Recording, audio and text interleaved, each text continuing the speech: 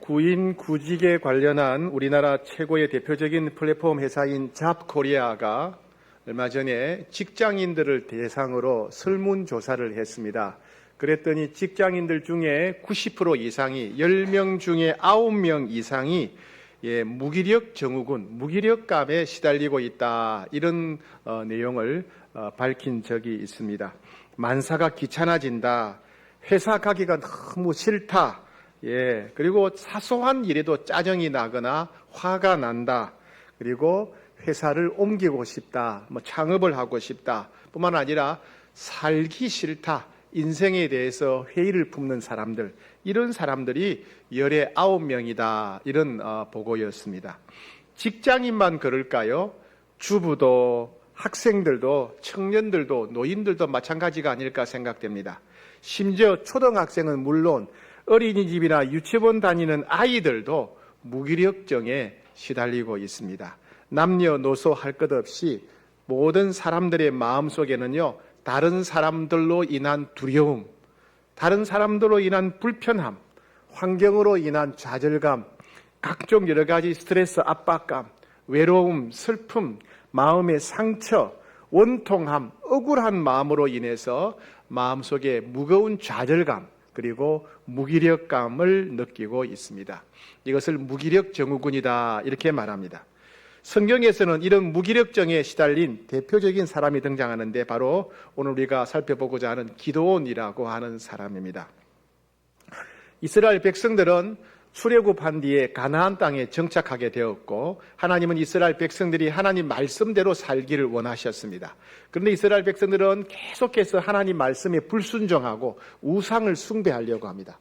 그러면 하나님은 선지자나 사사를 보내어서 그들을 책망하시지요.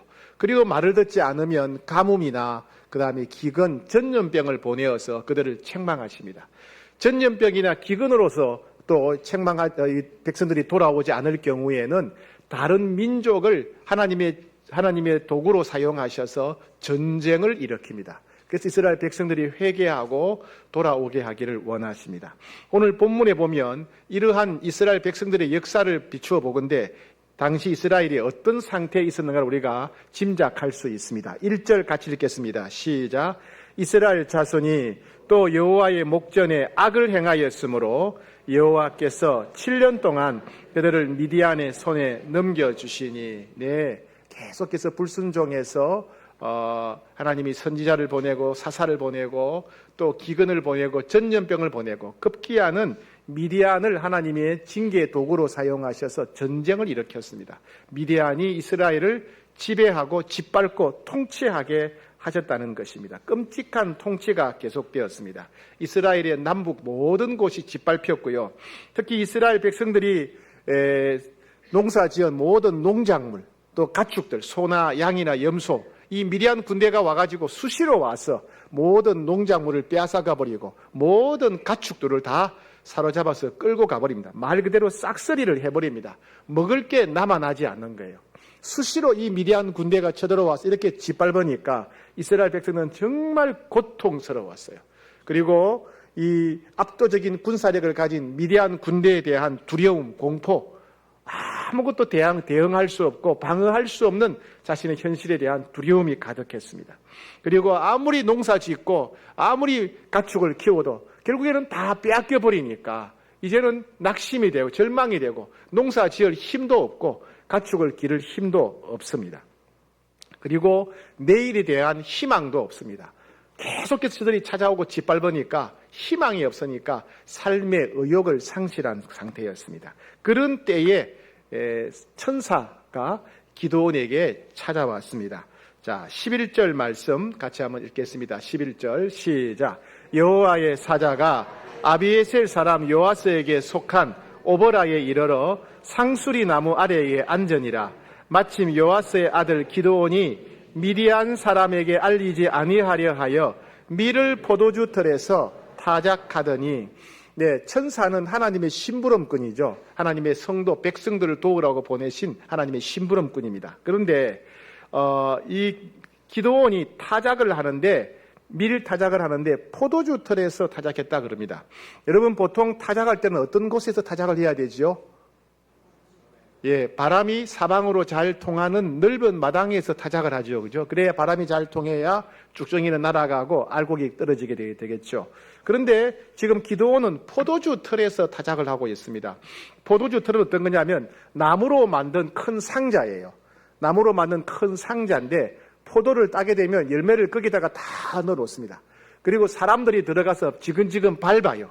밟으니까 포도 알이 다 깨지겠죠. 그럼 밑에 있는 구멍을 통해서 그 포도즙이 밑으로 흘러나오겠죠. 그 흘러나오는 포도즙을 모은 것이 이제 포도주가 되는 겁니다. 근데 포도주 틀은 나무로 만든 상자니까 바람이 잘 통하지 않을 거 아니에요. 그죠? 그 상자 안에서 타작을 하면 바람이 안 통하니까 타작하기에 적당하지 않습니다. 그런데 왜 기드온은 바람이 잘 통하는 넓은 마당에서 하지 않고 이 포도주 틀에서 타작을 했을까요? 왜 그랬을까요? 오늘 본문 앞에 보세요. 미디안 사람에게 알리지 아니하려 하여 밀을 포도주 틀에서 타작했다. 미디안 사람들한테 알리지 아니하려고. 왜? 미디안 사람들이 알면 다 빼앗아 가니까. 미디안 사람들이 알면 그냥 타작하는 거 곡식 다 빼앗아 가버리니까 미디안 사람들이 겁이 나서 두려워서 미디안 사람 몰래 포도주 틀에 숨어서 타작을 하고 있었던 것입니다. 자, 그때 여호와의 사자가 기드온에게 찾아왔는데 이 여호와의 사자 천사가 기드온과 3번의 대화를 나눕니다. 3번의 대화. 자, 첫 번째 대화는 뭐냐면 천사가 오자마자 기드온을 보고 너는 큰 용사다. 하나님이 너와 함께 하신다. 이렇게 말합니다. 여러분, 만약에 천사가 여러분에게 찾아와서 아니면 성령님께서 여러분들에게 너는 큰 용사다. 그리고 하나님이 지금도 너와 함께 계신다. 이런 말을 들으면 기분이 어떨까요? 좋겠죠, 그죠? 야, 내가 큰 용사구나. 그리고 야, 하나님이 나와 함께 하시는구나. 역시 하나님 함께 하시지. 마음이 확신이 들고 마음이 뜨거워지고 좋겠죠, 그죠? 그런데 기드온은 뭐라 했냐면 아니, 하나님이 살아 계시다면 왜 이런 일이 일어납니까? 하나님이 우리와 함께 하신다면 왜 이런 일이 일어납니까? 우리 조상들이 출애굽할 때 많은 기적을 체험했다는데 그거 우리하고 상관없는 일 아닙니까? 우리하고 아무 상관없이 과거의 그건 전설 같은 이야기 아닙니까? 요즘 그런 일이 어디 있습니까? 우리가 이렇게 짓밟히는 거 보니까 하나님 우리를 버리신 것 같습니다. 우리 하나님 믿지 않겠습니다. 답하는 거예요. 듣는 하나님 기분 나빴겠죠, 그죠? 이랬어요. 그러니까 천사가 두 번째 말합니다. 내가 너를 보내어서 이스라엘을 구원하려고 한다. 내가 너를 보내어서 이스라엘을 구원하려고 한다. 이렇게 말씀하십니다. 자, 그런 말을 들었으면 아멘, 할렐루야 해야 될 텐데 기도는 뭐라고 하냐면 내가 누구라고 그런 일을 합니까? 내가 뭐라고 이스라엘을 구원할 수 있습니까? 우리 집안은 별 볼 일 없는 집안입니다. 별 볼 일 없는 집안에서 제일 꼴찌가 난데 내가 뭘 할 수 있습니까? 아무것도 못한다는 거예요. 그러니까 천사가 세 번째 말합니다. 내가 반드시 너와 함께 하겠다. 내가 반드시 너와 함께 하겠다. 네가 미디안과 싸우면 백전백승하겠다. 100번 싸우면 100번 다 이기게 해주겠다. 내가 너와 함께 하겠다. 그렇게 이제 말씀하시죠. 그러자 기드온이 뭐라고 하냐면 하나님이 저와 함께 하시는 증거가 뭡니까? 하나님이 저와 함께 하시는 증거가 뭡니까? 제가 뭘 믿고 전쟁하라는 겁니까? 이렇게 말하는 거예요. 참 못됐죠? 왜 이렇게 됐을까요? 왜 천사가 찾아왔는데도 하나님이 살아계시면 왜 우리가 이런 꼴을 당해야 됩니까? 하나님이 우리와 함께 하신다면 왜 이렇게 미디안이 우리를 이렇게 짓밟습니까? 아무리 하나님이 저와 함께 하신다 하더라도 저는 못합니다. 안 됩니다. 그리고 하나님이 저와 함께 하신다고 그러는데 증거가 뭡니까? 하나님이 함께 하시는 증거가 뭡니까? 도대체 어쩌다가 이렇게 이스라엘 백성이 기드온이 이 지경이 되었을까요? 왜 이렇게 사람이 무기력하게 바뀌었을까요? 무기력증에 빠졌을까요? 학습된 무기력이다 이런 말이 있어요. 학습된 무기력, 심리학에서 사전은 이렇게 설명합니다. 좀 어려워요. 피할 수 없거나 극복할 수 없는 환경에 반복적으로 노출된 경험으로 인하여 실제로 자신의 능력으로 피할 수 있거나 극복할 수 있음에도 불구하고 스스로 포기해버리는 것, 스스로 자포자기하는 것, 이것이 학습된 무기력이다 이렇게 말합니다. 무슨 말인지 어렵죠? 네. 서커스단이 있어요, 서커스단. 서커스단이 있는데, 코끼리를 가지고 이제 쇼를 하는데, 코끼리가 막 힘이 세잖아요. 막 난동불이잖아요. 그죠? 근데 새끼 코끼리 때 코끼리를 끌고 와요. 그 다음에 말뚝을 아주 깊이 튼튼하게 박아놓고 그 말뚝에서 밧줄을 메어가지고 코끼리 뒷다리를 딱 묶어놓는 거예요. 그럼 새끼 코끼리가 처음에는 막 발악을 하고 도망가려고 하는데 아무리 애써도 도망갈 수 없다는 것을 깨닫게 되면 그때부터는 발악을 안 하는 거예요. 아, 내가 도망 못 가는구나. 묶여 있구나. 있는 거예요. 그러면 이놈이 나이가 들어도 도망갈 생각을 안 한다는 거예요. 경험을 통해서 이건 내가 할 수 없다. 난 도망가지 못한다는 것을 깨닫게 되었다는 거예요. 이것이 학습된 무기력이에요. 아이들이 학교 갑니다. 한 반에 학생이 30명이었어요. 새 학년, 새 학기니까 공부 잘해보겠다고 열심히 해보는 거예요. 열심히 해보니까 25등 했어요. 25등. 또 열심히 했는데 26등 하는 거예요. 그러니까 맨날 하니까 25등, 26등 그러니까 아, 나는 공부해도 성적이 오르지 않구나. 나는 공부머리 없구나. 그럼 나 공부 안 할래. 그럼 맨날 게임만 하죠. 이것이 학습된 무기력이에요. 내가 자꾸 애쓰고 해보고 경험해봐도 안 된다는 것을 내가 스스로 그냥 받아들이는 거예요. 예. 이스라엘 백성들과 기드온이 낙심하게 된 게 뭐냐면 학습된 무기력이에요. 학습된 무기력. 그럼 뭘 학습했느냐? 첫 번째는 환경에 대해서요. 환경에 대해서 자포자기하는 겁니다. 미디안과 아말렉 족속과 동방 사람 세 민족이 연합해서 세 나라가 연합해서 이스라엘을 공격합니다. 그리고 와서 모든 농작물 싹들이 가져가 버리고 모든 가축 싹들이 가져가 버리고 씨를 말려버리는 거예요. 그리고 이것이 한 번만 오는 게 아니라 때만 되면 와가지고 가져가니까 내일에 대한 내년에 대한 희망이 없는 거예요. 아무리 새해가 봐도 또 올 텐데 아무리 농사 지어도 또 뺏어갈 텐데 아무리 소나 양이나 염소를 키도 다 또 뺏어갈 텐데 희망이 없는 희망이. 우리는 해도 안 된다. 우리는 늘 짓밟히며 빼앗기며 살 운명이다.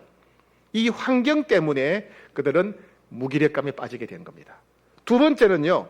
스스로에 대해서 자기 자신에 대해서 자포자기했기 때문에 무기력에 빠지게 되었어요. 기드온이 그랬죠. 내가 어떻게 이스라엘을 구원합니까? 내가 뭘 할 수 있습니까? 우리 집안은 별 볼 일 없는 집안입니다. 저는 아무것도 못합니다. 안 됩니다. 안 됩니다. 예. 스스로에 대해서 할 수 없다고 스스로 아무리 해도 안 된다고 스스로 포기해버린 겁니다.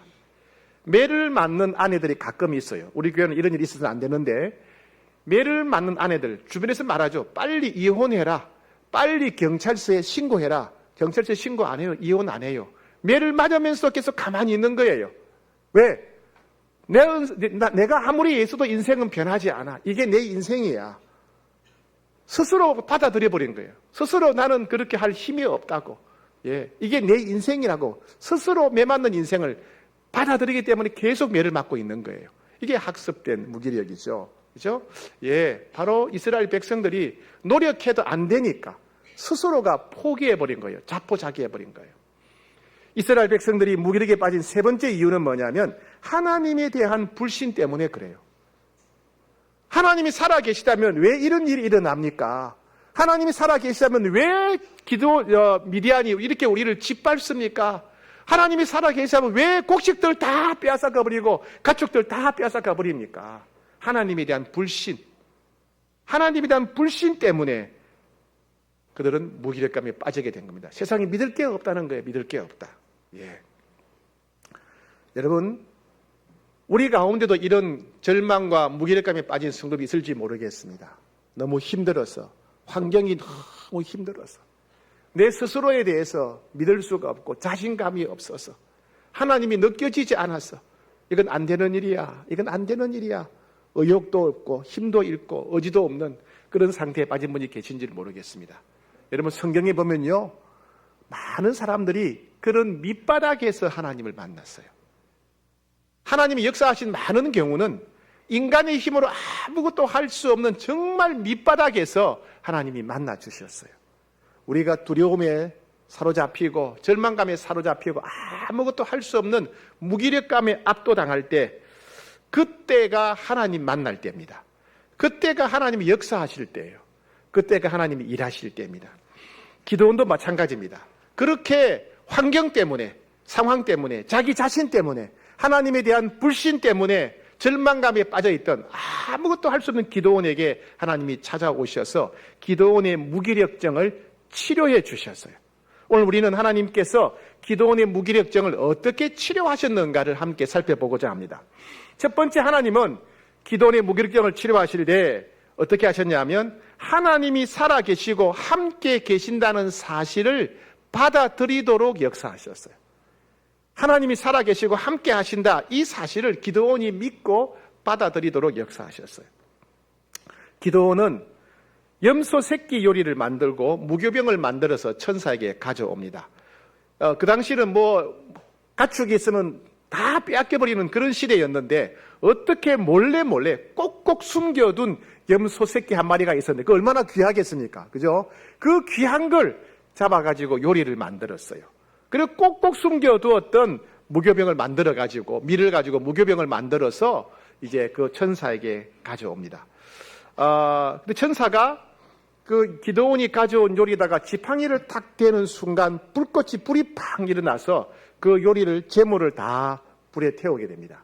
이건 뭘 말하냐 하면 구약 시대에는요, 눈에 보이지 않는 하나님께 어떻게 우리 마음을 드리겠어요? 그래서 가축이나 소나 염소를 이렇게 이제 불태에 바치는데 그 불이 붙어서 불이 타면은 연기가 올라가듯이 하나님이 이 재물을 받으신다라고 생각했어요.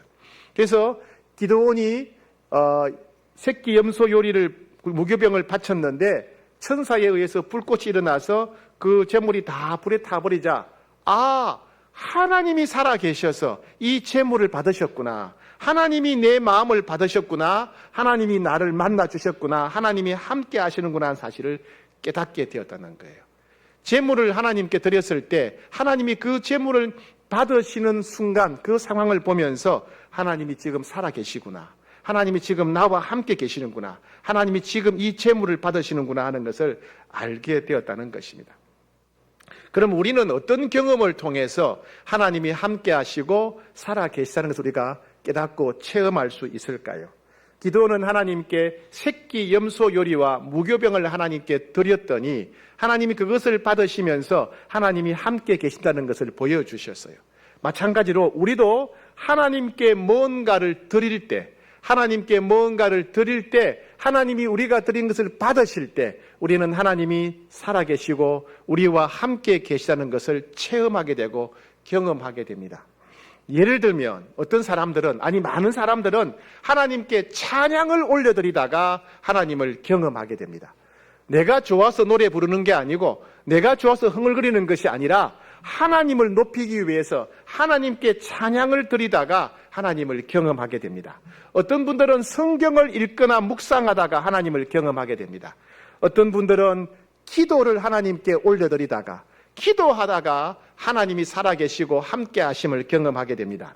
어떤 사람들은 자신의 시간이나 혹은 재능이나 재물을 하나님께 드린 후에 하나님께서 함께 하시고 역사하시는 것을 경험하게 됩니다. 여러분, 그러니 하나님께 드리셔야 됩니다. 드리셔야 돼요. 그냥 노래가 좋아서 그냥 재미있으니까 찬양하지 마시고 하나님께 노래를 올려드리세요. 내가 뭔가 필요하다고 하나님께 달라고만 하지 말고 하나님께 우리 마음을 기도를 통해서 올려드리세요. 여러분, 시간을 하나님께 한번 드려보세요. 여러분의 재물을 여러분의 혹은 재능을 하나님께 한번 드려보십시오. 하나님께 드리면 분명히 하나님, 찬양 가운데 계신 하나님 만나 주실 것입니다. 기도 가운데 역사하는 하나님 만나 주실 것입니다. 우리가 재물을 드릴 때, 우리가 시간을 드릴 때, 우리 재능을 드릴 때 하나님 분명히 우리를 만나 주시고 우리와 함께 계신다는 것을 확실히 깨닫고 경험하게 도와주실 것입니다. 하나님이 살아계시며 나와 함께 계시다는 것을 경험하게 될 때 우리는 무기력감을 이겨낼 수 있습니다. 하나님께서 기드온의 무기력을 치료하신 두 번째 방법은 뭐냐 하면 우상을 버리고 하나님만 주인으로 섬기게 하셨습니다. 하나님은 기드온에게 그 당시 기드온과 기드온의 가족들과 온 동네 사람들이 섬기던 바알과 아세라 제단을 완전히 부숴버리고 하나님께 번제를 드리라 이렇게 말씀하십니다. 기드온은 그 말씀에 순종해서 자기 가족들과 기드온 자신과 가족들과 온 동네 사람들이 섬기던 바알 신상과 아세라 신상을 가서 다 부수어 버립니다. 이 바알 신과 아세라 신은 비를 우레를 다스리는 신이라고 믿었는데 농사를 지으려면 풍년을 맞이하려면 바알과 아세라를 믿어야 된다 당시 사람들이 생각했어요. 그래서 그 이스라엘 백성들이 하나님을 버리고 바알을 숭배하고 있었습니다. 기드온은 가서 바알과 아세라 제단을 완전히 파괴시켜버리고 수소 한 마리를 하나님께 번제로 바치게 됩니다. 번제는 뭐냐면 제사 중에 여러 가지 제사가 있는데 그중에 번제는 소나 양이나 염소나 짐승 한 마리를 온전히 불에 태워서 바치는 거예요. 이것은 뭐냐면 내가 하나님을 사랑하고 하나님께 헌신할 때 내가 하나님께 내 마음을 바칩니다. 내 자신을 바칩니다. 나를 불태울 수 없잖아요. 그죠? 소를 한 마리 불태우는 겁니다. 내가 하나님께 충성하겠습니다. 하나님께 헌신하고 충성된 마음을 표현할 방법이 없어요. 나를 드리는 대신에 양이나 염소를 불에 태워 바치면서 하나님을 향한 헌신, 충성의 마음을 표현한 겁니다. 그래서 기드온이 바알과 아세라 신상을 다 부숴버리고 수소 한 마리를 하나님께 번제로 드렸다는 말은 지금까지 섬겨오던 바알과 아세라는 신이 아니다. 아니다. 파괴시켜버리고 이제는 하나님께만 충성하겠습니다. 하나님께만 헌신하겠습니다. 하나님만 섬기겠습니다. 그런 마음으로 수소를 번제로 하나님께 드렸던 것입니다. 여러분, 우리가 다 행복하기를 원하는데 행복하지 않은 이유가 무엇이라고 생각합니까? 그것은 우리 안에 갖가지 우상이 있기 때문에 그래요. 갖가지 우상이. 불상이나 신주만이 우상이 아니고 우리 마음 깊은 곳에 있는 우리가 정말 좋아하고 우리가 갖고 싶어하고 의지하는 것이 우상이에요. 이것만 있으면 내가 행복할 텐데 하는 거. 이것만 있으면 행복할 텐데 그게 우상이에요. 이것만 있으면 내가 안심되고 이것만 있으면 내 인생이 즐거울 것 같아. 그게 우상이에요. 이것만 있으면 내가 더 이상 소원이 없겠다. 그게 우상이에요. 이것만 있으면 내가 남부럽지 않게 살 수 있겠다. 그게 우상이죠. 우상. 우리가 하나님보다 더 좋아하는 것, 하나님 없이는 살아도 이것 없이는 못 살겠다고 생각되는 것, 그것이 바로 우상입니다. 이 우상들을 다 내려놓고 오직 예수님만을 내 삶의 주인으로 왕으로 모실 때 비로소 성령이 역사하고 우리가 무기력증을 이겨낼 수가 있습니다. 예수님이 우리 삶의 진짜 주인, 왕이 되실 때까지는 우리는 계속해서 엉뚱한 것에 시달리게 되고 불안하고 무기력증에 빠질 수밖에 없습니다. 오직 예수님이 우리 삶의 진정한 왕으로 주인으로 다스릴 때 우리는 자유와 평안을 누릴 수가 있습니다. 여러분, 전자제품을 보세요. 전기가 들어오지 않으면 아무리 최신 전자제품 작동하지 않습니다.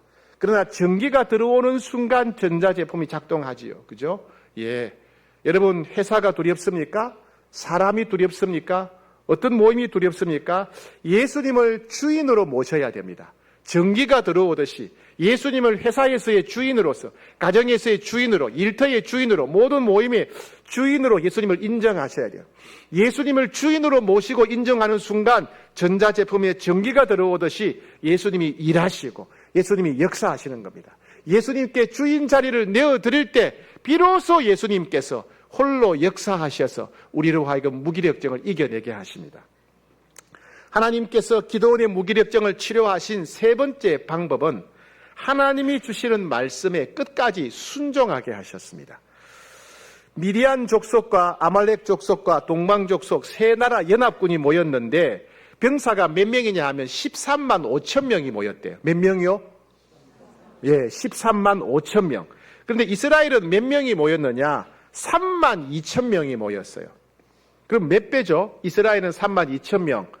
아말렉과 미디안 연합군은 13만 5천 명. 몇 배? 4배, 대략 4배. 그죠? 4배인 거예요. 예. 미디안 연합군은 이스라엘 병사보다 4배나 많았습니다. 그러니까 4대 1로 싸우는 거예요. 나는 혼자 싸우는데 저 사람들은 4명이 달려드는 거예요. 이건 뭐 이길 수가 없는 전쟁이죠. 그죠? 그런데 하나님은 병사들을 집으로 돌려보내라는 거예요. 그리고 300명만 남기라는 겁니다. 한 명이라도 더 모집을 해야 되는데 오히려 하나님은 기드온에게 병사들을 집으로 돌려보내라는 겁니다. 상식적으로 이해가 안 되는 거예요. 300명이라면 여러분 300명하고 13만 5천 명이 몇 배입니까? 몇 배예요? 40배. 아까는 몇 배였습니까? 처음에는 처음에는 4대 1이었는데 이제는요 40대 1인 거예요. 40대 1. 예. 아니 기드온이 이순신 장군도 아닌데 어떻게 40대 1로 싸워 이길 수 있겠습니까? 근데 기드온은 이게 상식적으로 이해가 되지 않았지만은 하나님 말씀하신 대로 순종했어요. 순종. 그래서 병사들을 다 돌려보내고 하나님 말씀대로 300명을 남겨두었어요. 예. 상식적으로 이해가 안 됐지만은 하나님의 말씀이기 때문에 순종했습니다. 그리고 또 하나님이 또 뭐라고 하시냐면 하나님이 지시하는 때가 되면 미디안 연합군을 공격하라고 하시면서 칼과 창을 내려놓고 횃불과 나팔을 손에 들라는 거예요. 횃불과 항아리, 나팔을 손에 들고. 아니 지금 사람을 죽이러 가는데 죽고 죽이는 전쟁을 하는데 칼과 창을 가져가야 되지 횃불하고 항아리나 나팔 들고 가라는 거예요. 뭐 노래 부르러 가는 것도 아니고. 그 이해가 되지 않는 거예요. 이게 뭐냐 이게. 근데 이 기도는 이해가 되지 않았지만은 그 말씀대로 순종했습니다. 그랬더니 놀라운 승리가 일어났죠. 이스라엘 병사들은 이 미디안 병사뿐 아니라 아말렉과 동방 사람들 모두 다 완전히 정복하고 짓밟았죠. 기드온은 그런 무기력, 학습된 무기력을 완전히 떨치고 위대한 사령관이 됩니다. 예. 이와 같이 무기력을 이기는 세 번째 비결은 하나님 말씀에 순종하는 것입니다. 세상적인 계산, 지식, 경험 내려놓고 말씀대로 순종하는 것이 열쇠입니다. 하나님 말씀은 마치 현관문의 비밀번호와 같아요. 비밀번호를 입력하면 문이 열리듯이 하나님 말씀에 순종하면 인생의 문이 열리는 거예요. 하나님 말씀은 금고의 비밀번호와 같습니다. 비밀번호를 입력하면 금고의 문이 열리지 않습니까? 하나님 말씀에 순종하면 기회의 문이 열립니다. 역사가 일어나게 된다는 거예요. 예. 여러분 약을 지으면 복약 지시문이 있죠. 그죠? 약을 언제 먹어야 된다. 밥 먹기 전에 먹어라. 밥 먹은 후에 먹어라. 30분 뒤에 먹어라. 1시간 뒤에 먹어라. 식간에 먹어라. 또 약을 매달 먹어라. 그죠? 약을 매달 먹어라. 몇 개 먹어라. 뭐 이렇게 돼 있죠. 근데 이걸 사람들이 무시하면 어떻게 돼요? 무시하는 거. 아무 때나 먹고 막 한 주먹 먹고 발라라 그랬는데 바르는 약을 먹어버리고 먹으라 그랬는데 바르고 이렇게 하면 병이 나을까요? 안 낫지요. 그죠? 예, 복약 지시문대로 해야 약효가 나타나는 거예요. 하나님 말씀대로 하나님 말씀은 순종할 때 능력이 나타나요. 하나님 말씀이 가르치는 대로 순종할 때 역사가 나타나는 겁니다. 그죠? 사방이 캄캄할 때, 길이 막혔을 때, 죽을 것 같을 때, 살 길, 피할 길이 하나님 말씀이에요. 하나님 말씀이에요. 그래서 하나님 말씀이 발의 등이요, 길의 빛이다 그랬던 겁니다. 네 번째 말씀입니다. 오늘 아침에 원래는 제가 어제는 설교가 좀 준비 늦게 끝났어요. 새벽에 들어갔어요. 집에 새벽에 들어갔다가 잠시 눈 붙이고 새벽에 나왔어요.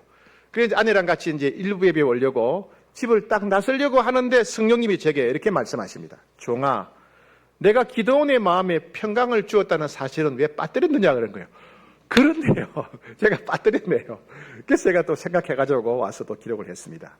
하나님께서 기드온으로 하여금 이 학습된 무기력을 이기게 하신, 치료하신 네 번째 방법은 뭐냐면 하나님께서 기드온의 마음에 평강을 주셨다는 사실입니다. 오늘 본문 23절, 24절 말씀 같이 한번 읽어보겠습니다. 시작. 여호와께서 그에게 이르시되 너는 안심하라, 두려워하지 말라, 죽지 아니하리라 하시니라. 기드온이 여호와를 위하여 거기서 제단을 쌓고 그것을 여호와 살롬이라 하였더라. 그것이 오늘까지 아비에셀 사람에게 속한 오보라에 있더라. 예, 기드온 속의 마음에 있는 죽음에 대한 두려움, 공포, 그것을 가져가시고 샬롬, 평강을 주셨다. 누가? 하나님께서 마음을 바꾸어 주셨다. 마음의 평강을 주셨다는 것입니다. 무기력증에 빠진 사람들의 공통적인 근본적인 원인은 사람마다 다양할 수가 있어요. 무기력증이 오게 된 원인은 사람마다 다를 수가 있습니다. 그런데 무기력증에 빠진 모든 사람들의 공통된 특징이 하나 있어요. 뭐겠습니까? 뭐가 없을까요? 뭐가 없다? 평강이 없어요. 평강이. 무기력증에 빠진 사람들은 하나같이 다 마음에 평강이 없어요. 어쩌면 평강을 얻으려고 애쓰다 보니까 무기력증에 빠진지도 모르겠습니다. 이런 무기력증에 빠진 사람들의 마음에는 낙심, 우울, 슬픈 마음, 외로운 마음, 불안한 마음, 두려움, 억울한 마음, 분노가 가득하지요. 그죠? 예. 근데 우리가 주님께 나오면 주님은 이 부정적인 마음을 다 가져가시고 우리 마음에 평강을 주십니다. 평강은 지난주 주일날 설교 때 말씀드렸지요. 네. 그래서 하나님만 우리 마음에 부정적인 마음 대신 평강을 주십니다. 예수님이 약속하셨어요. 세상이 줄 수 없는 평강을 내가 너에게 주겠다. 세상 사람들은 알지도 못하는 평강을 너희들에게 주겠다. 이 평강을 사모하셔야 돼요. 사모하셔야 돼요. 우리 속에 있는 모든 부정적인 감정을 가져가시고 예수님이 약속하신 평강으로 채워주시기를 우리는 사모해야 돼요. 갈망해야 됩니다. 네. 어떤 사람들은 내가 지금 무기력한 것, 내가 지금 무기력증에 빠져 있는 것을 부끄럽게 생각하는 사람이 있어요. 내가 믿음이 없어서 보는가 보다. 내가 못나서 그런가 보다. 아니요. 여러분 그렇지 않습니다. 여러분만 그런 게 아니에요. 성경에 나오는 많은 믿음의 사람들이 동일하게 이런 무기력증에 빠진 적이 있어요. 믿음의 사람인 아브라함도 무기력증에 빠진 적이 있습니다. 이삭도 무기력증에 빠진 적이 있어요. 모세도 무기력증에 빠져서 아무것도 할 수 없다고 생각한 적이 있어요. 다윗도 그랬고요. 선지자 예레미야도 무기력증에 빠져서 아무것도 할 수 없다고 생각하는 때가 있었단 말이죠. 중요한 것은 하나님께서 그들로 하여금 책망하거나 야단치지 않고 그들을 한 걸음 한 걸음 걸어서 일어서게 하셨다는 사실입니다. 하나님이 여전히 나와 함께 계시다는 사실을 내가 머릿속으로 기억할 뿐 아니라 가슴에 내 마음에 새길 때 우리는 한 걸음 더 걸어 나올 수 있습니다. 모든 우상 내려놓고 오직 예수님만을 내 삶의 주인으로 왕으로 인정할 때 내 삶의 모든 영역을 예수님이 다스리시는 주인이라고 고백할 때 우리는 한 걸음 더 걸어 나갈 수 있습니다. 그리고 하나님이 우리에게 주신 말씀을 붙잡고 그 말씀대로 순종할 때 우리는 다시 한 걸음 더 나아갈 수 있습니다. 마지막으로 우리의 부정적인 마음을 다 가져가시고 예수님이 약속하신 평강을 부어달라고 평강을 사모할 때 우리 심령에 평강이 가득하게 될 때 우리는 무기력을 떨치고 일어나게 될 것입니다. 그런 놀라운 일이 우리 가운데 일어나게 되기를 축복합니다.